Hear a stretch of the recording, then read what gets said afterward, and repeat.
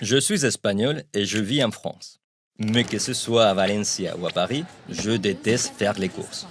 En plus, je charge des sacs tellement lourds que j'arrive chez moi les doigts saucissonnés. Un jour, je croise une voisine qui me dit d'un ton moqueur: Pourquoi tu n'as pas un caddie comme tout le monde?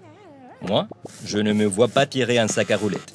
Ma voisine insiste: Regarde comme le mien est beau. C'est un Rollser. Et il vient d'Espagne, comme toi. Espagnol avec un nom pareil?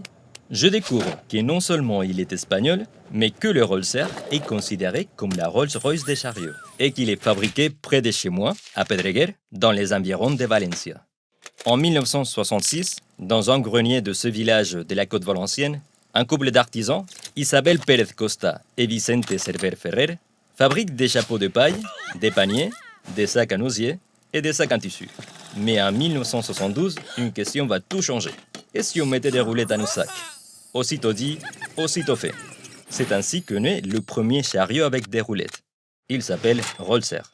Pourquoi ces noms? Roll, de roll, rouler en anglais, et ser, la première syllabe de serveur, le nom de famille. Les premières à apprécier cette invention sont, personne ne s'y attendait bien sûr, les femmes, qui peuvent désormais rentrer de leurs courses sans se tuer à la tâche.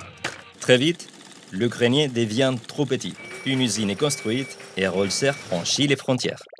La marque débarque en France en 1980. Mais ici, tout chariot à roulettes est rebaptisé Caddy, du nom de l'entreprise alsacienne qui fabriquait les chariots de supermarché. Aujourd'hui, en France, on peut voir aussi bien une grand-mère qu'un jeune branché tirer un Caddy. Enfin, un Rollser. Ce n'est pas le cas en Allemagne, où l'image du chariot reste quelque peu figée. En allemand, on l'appelle familièrement Oma-Trolley, littéralement le chariot des grands-mères, ou avec une certaine ironie, der Haken-Porsche, la Porsche qui vous roule sur les talons. Malgré tout, les Allemands commencent eux aussi à y prendre goût. Le chariot est également devenu un objet de design. Pedro Almodóvar le met en scène au cœur de la movida. On l'a même vu défiler sur les podiums, sous la houlette de créateurs tels que Agatha Ruiz de la Prada. Et même le MoMA de New York a commandé sa propre édition spéciale.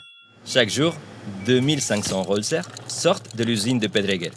Maintenant que vous connaissez leur histoire, vous allez sûrement commencer à les voir partout.